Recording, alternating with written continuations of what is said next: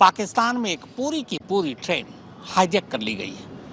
हालांकि इस ट्रेन में कुल कितने मुसाफिर सवार थे फिलहाल ये साफ नहीं है, लेकिन खबरों के मुताबिक ट्रेन में पाकिस्तानी सेना के बहुत सारे अफसर भी मौजूद थे। बलूच की आज़ादी के लिए लड़ाई लड़ रहे बलूच लिबरेशन आर्मी ने इस हाईजैकिंग की जिम्मेदारी ली है।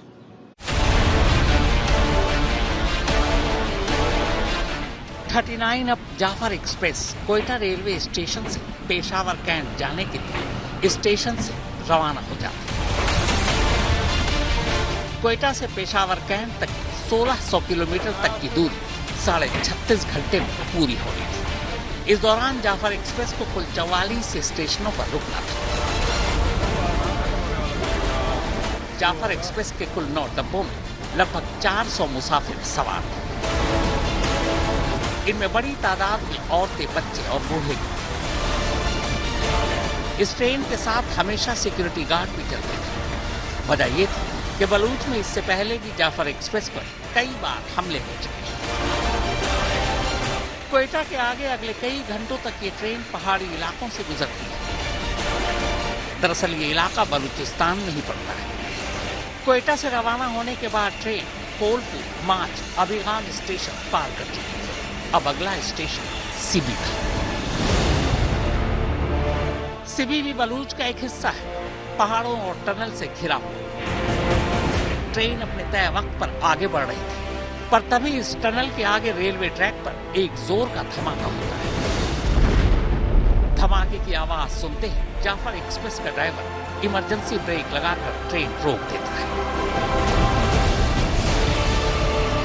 ट्रेन के रुकते ही पहाड़ियों में छुपे बलूचिस्तान लिबरेशन आर्मी यानी BLA के लड़ाके ट्रेन पर कब्जा कर लेते हैं। हालांकि इससे पहले ट्रेन में सवार पाकिस्तान सिक्योरिटी फोर्सेस और सेना के जवानों के बीच गोलीबारी होती, लेकिन आखिर में BLA के लड़ाके पूरी ट्रेन पर कब्जा कर लेते। जिस जगह ये ट्रेन रुकी और जिस जगह पर BLA ने ट्रेन पर कब्जा किया वो सिबी स्टेशन से पहले बोलान पास ठाडर का इलाका है।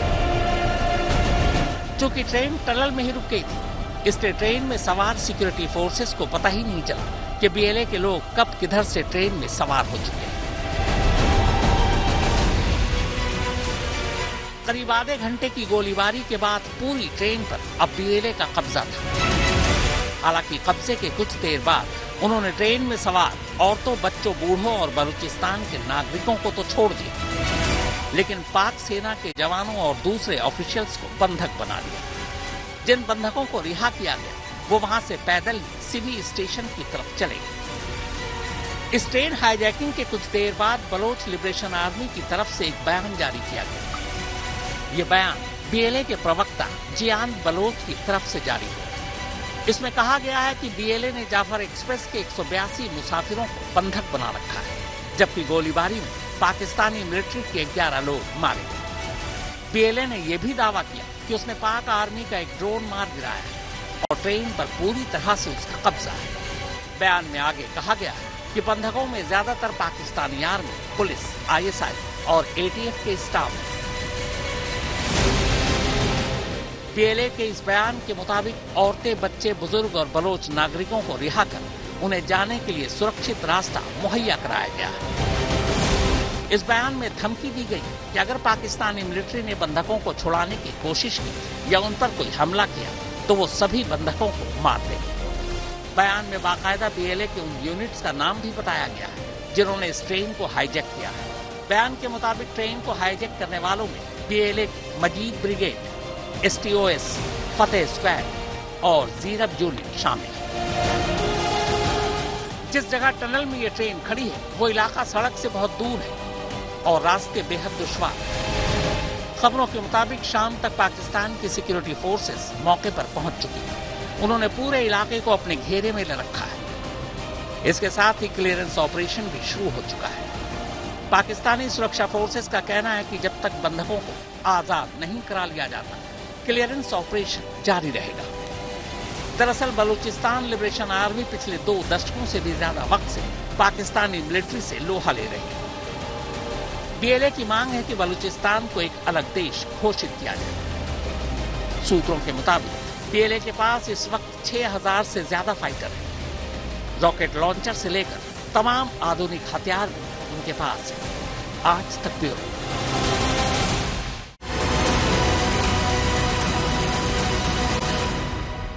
गर्मियों की छुट्टी होने वाली थी, मेरे पापा आने वाले थे, तो हम लोग सभी खुश थे। तो मैं एक बेड पे चढ़ के डांस कर रहे थे, डांस कर रहा था, लेकिन वो पहले ही आ गए। फ्रीज। तो मैं उस समय तो कंटिन्यू नहीं कर सकता था ना, तो फ्रीज फ्रेम टाइप का हो गया। कसम पैदा कर